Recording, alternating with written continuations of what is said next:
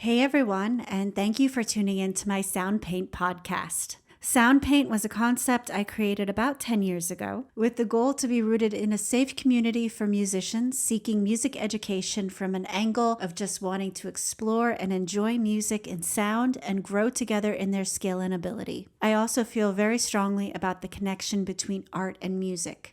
It is my love and passion to read different physics studies and explore the correlation between sound waves and light waves. Light waves, which, when broken down, are basically the colors that we see. I love the idea of approaching writing music with color in mind.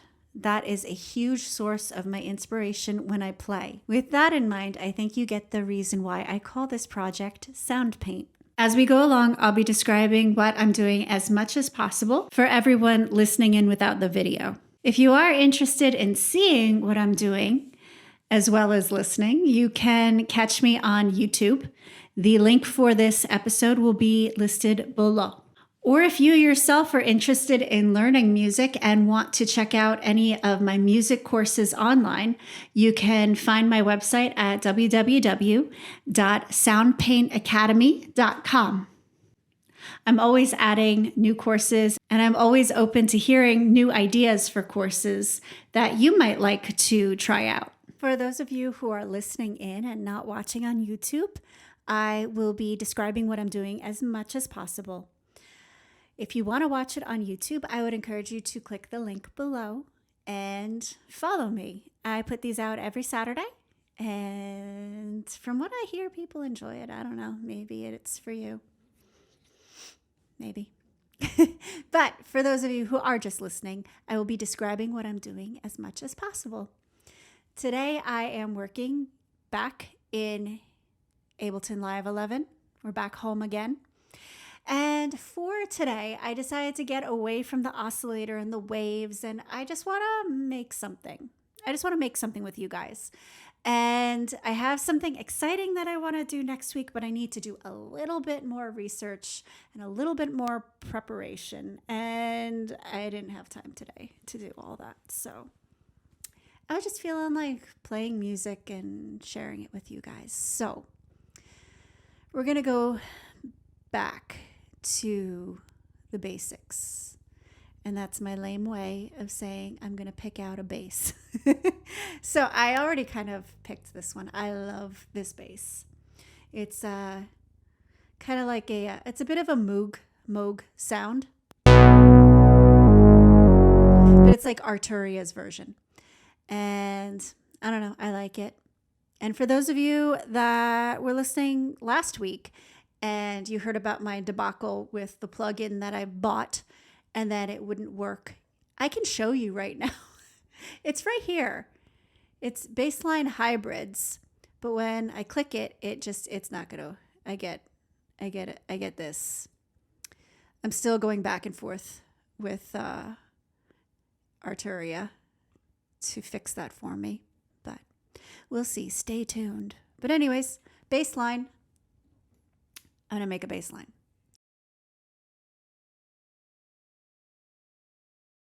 I'm feeling the key of A flat.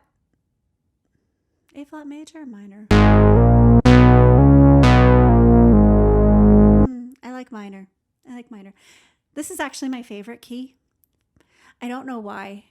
It's always been my favorite key. And in fact, here's a little nerdy detail about me. My Yahoo account incorporates the key signature of A flat minor with my name. It's, one of those eccentric music student things that I did, but whatever. I'm going to just play around with this until I come up with something. I'm going to record it, and then we'll see what kind of layers we come up with.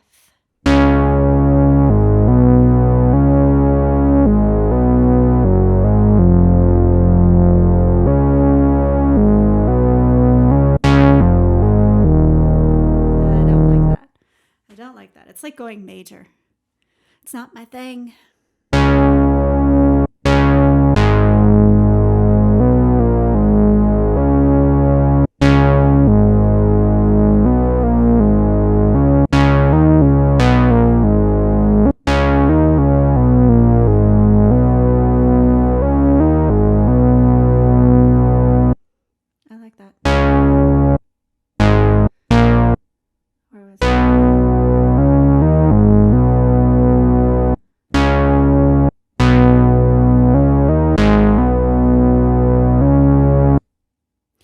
I'm starting and ending with the same note, and that's what's throwing me off.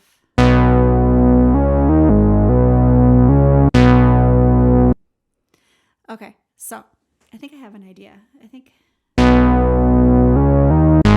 just have to get it right enough times in a row to be like, yes, I like that.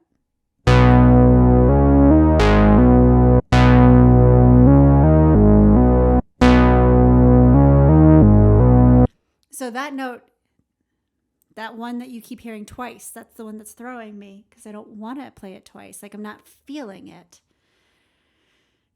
And I don't know. Maybe I should come up with something else. I like starting it with that note. It's a B natural. Well, no, technically, if we're in A flat minor, it's technically a C flat. Because this is A flat, this is B flat, that's C flat. Because everything's flat in A flat minor. Just a little, if you're interested.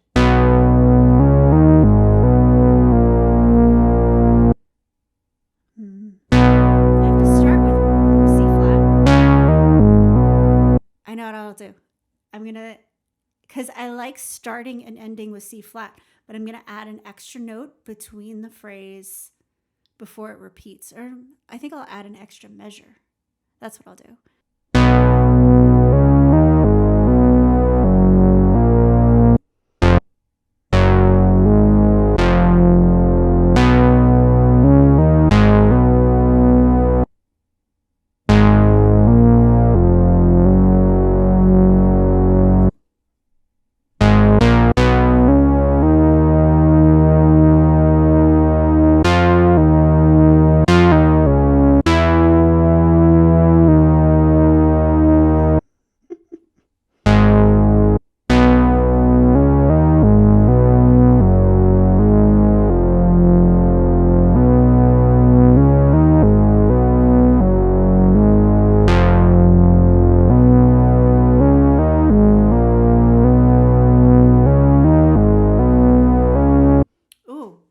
Something. I think I like something.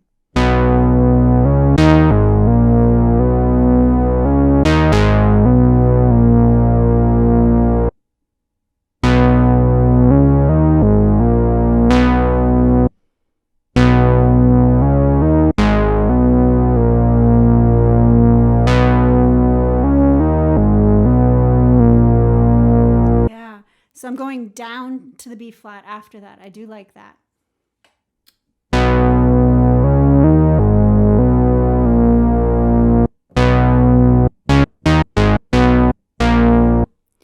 I do it staccato, meaning I kind of give a little break between the notes, then I'm not losing that kind of gritty, grinding effect that I don't want to lose. I really could just go into settings and make it stop doing that, but I don't know.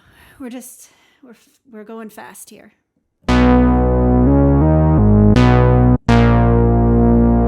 So making it staccato. I don't know.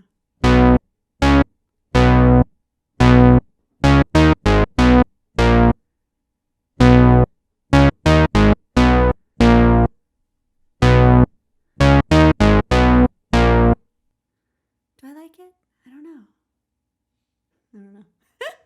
I have no idea.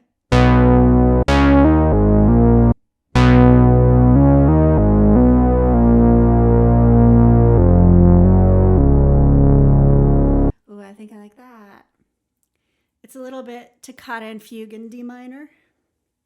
You know, like...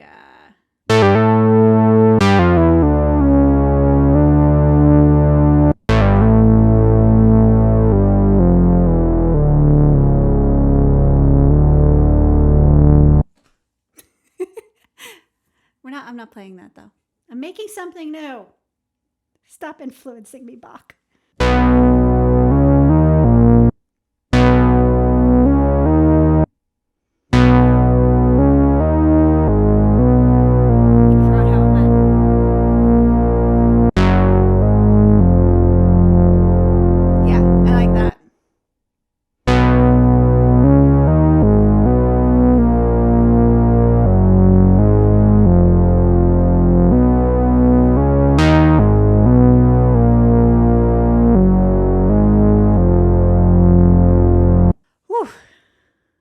tough one getting there, but you stuck with me.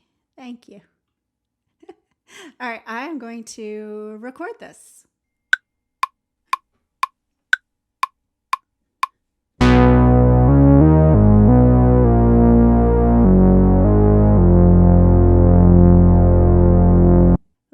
Let's see. What do we come up with?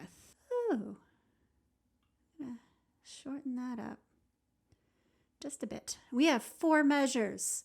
I didn't even have the metronome on. I'm proud of myself. So what I'm going to do now is I'm going to copy that and I'm going to put it right here. I'm cheating, but whatever. There's another way to do this. But this is what I always did when I would work in Logic. And I had so many years working in Logic that this is just what I know. How many phrases do I have? So here's a little education bit for you. A phrase is a musical idea or like a musical sentence. So one of those, like what I just played, that's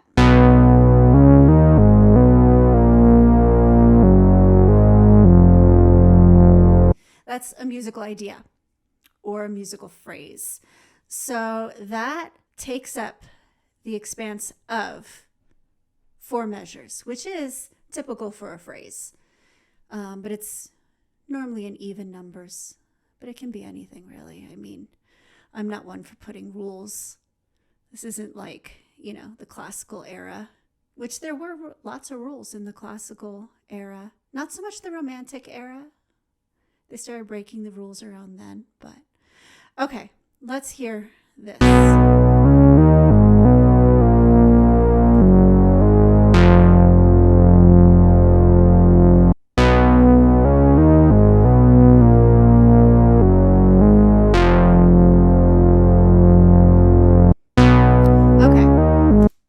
Little musicality thing that I don't like, that gap right there. So I'm not going to re-record it. I'm going to cheat. I'm going to go in. I'm going to pull this up. Now, for those of you just listening, I went into this handy dandy matrix area. My timing's all over the place, but I'm not going to change it right now because things might happen if I do that. So I'm just going to click and drag this note. For those of you not watching, I am going into the MIDI device and I am manually grabbing the note, this note right here, and I am extending it out. And I'm going to do that for every phrase.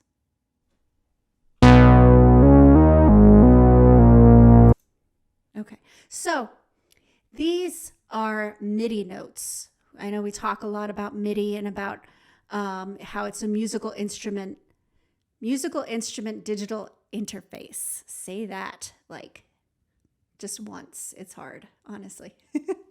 But I know we talk about it, but this is literally what it looks like. This is the data that the computer is reading and transferring into audible sound, not just computer data, I think. So I fixed it. Let's hear.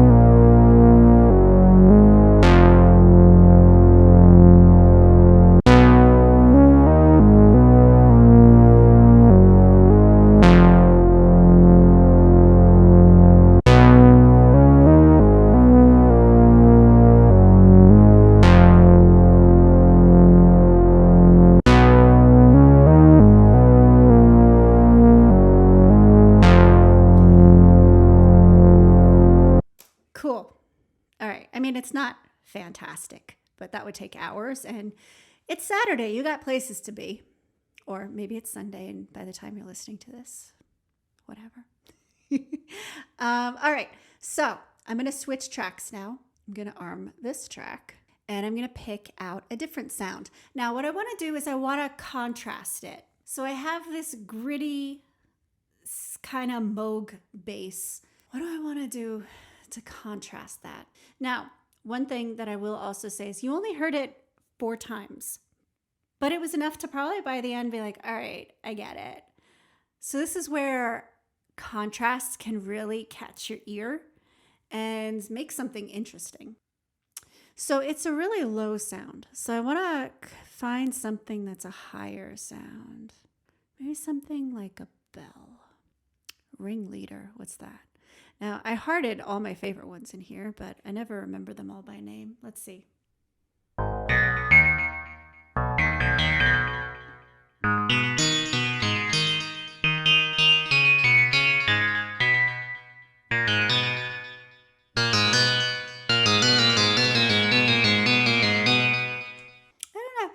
I don't feel like it's contrasting enough. I don't think I want a sequencer. Honestly, it just like takes the spotlight. What are you?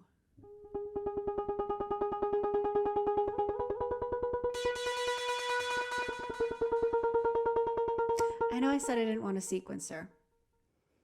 That's basically what that is. It's a sequence of notes that when hitting one note, it triggers this one sequence of notes to all happen.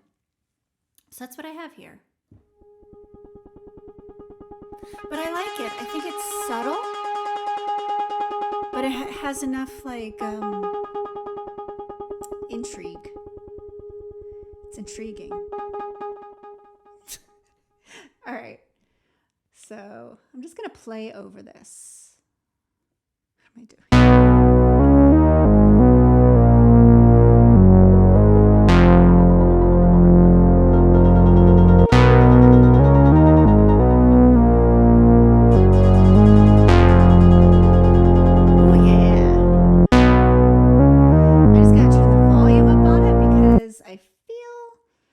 This bass is, all right.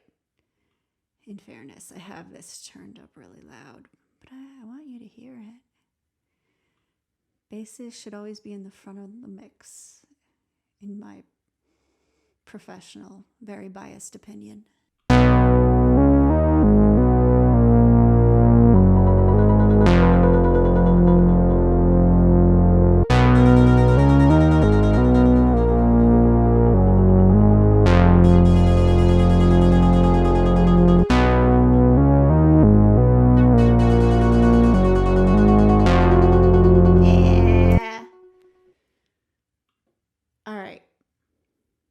Gonna record this.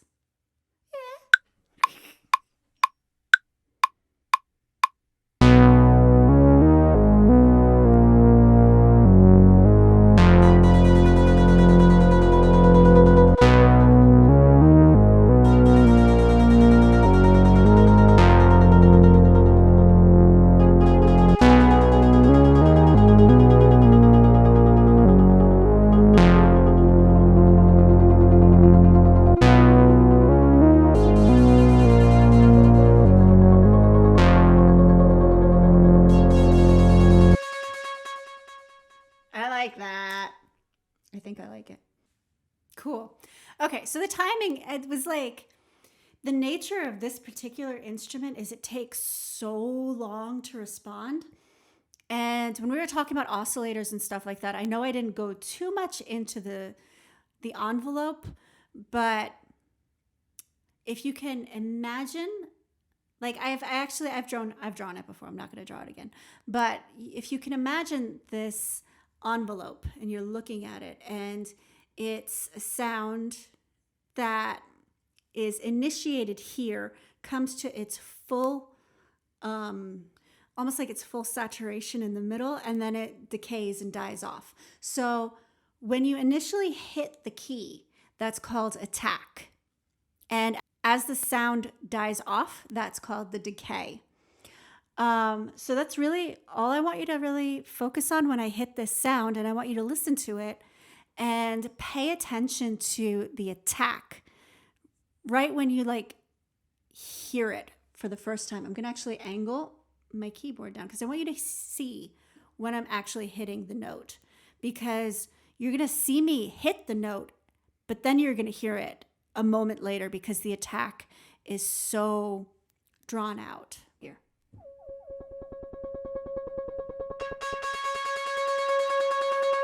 So did you hear where it just got louder? That's that middle point in the envelope where it meets its full saturation of sound. So the attack is very slow.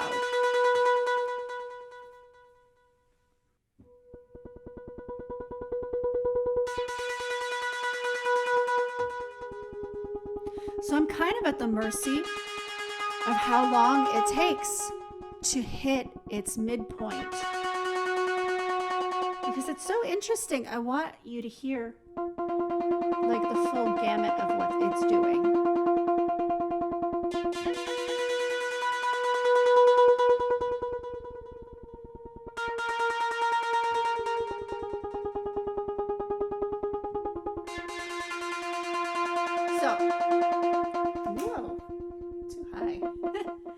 So for that reason, and again, for those of you not listening, you can see in Ableton, in my grid, you can see the MIDI notes, but they're not really like lining up on the bars where they're supposed to. That is because I am kind of handling a wild animal here. It does what it wants. And again, I can go into the settings and adjust the parameters, but I really was feeling that sound just the way it was. And I wanted to accept it, but I don't know. I like it. Let's listen to this one more time. If you're not opposed.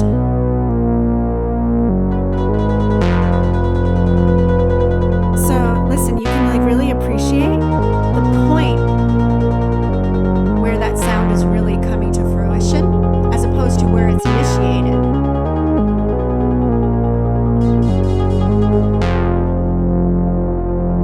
And it's kind of like almost has like a delay to it.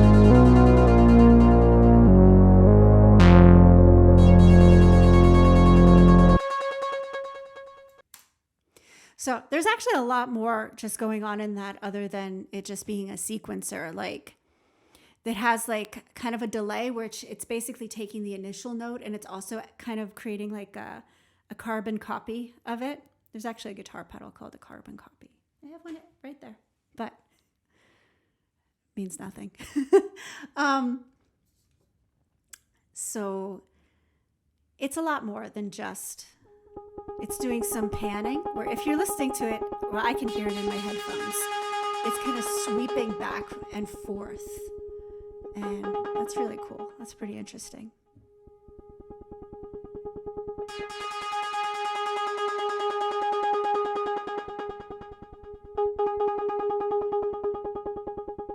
So it has like a repeating note, but then it's like kind of sweeping back and forth from the right to the left.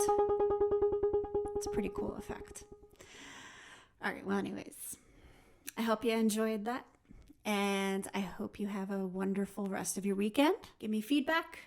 I put these out every Saturday. I would love to hear what you'd like to hear me make up or go over or explore. Comments are welcome. Follow me, subscribe, whatever it is that people say during these things. Please do that. And again, have a lovely weekend. Bye.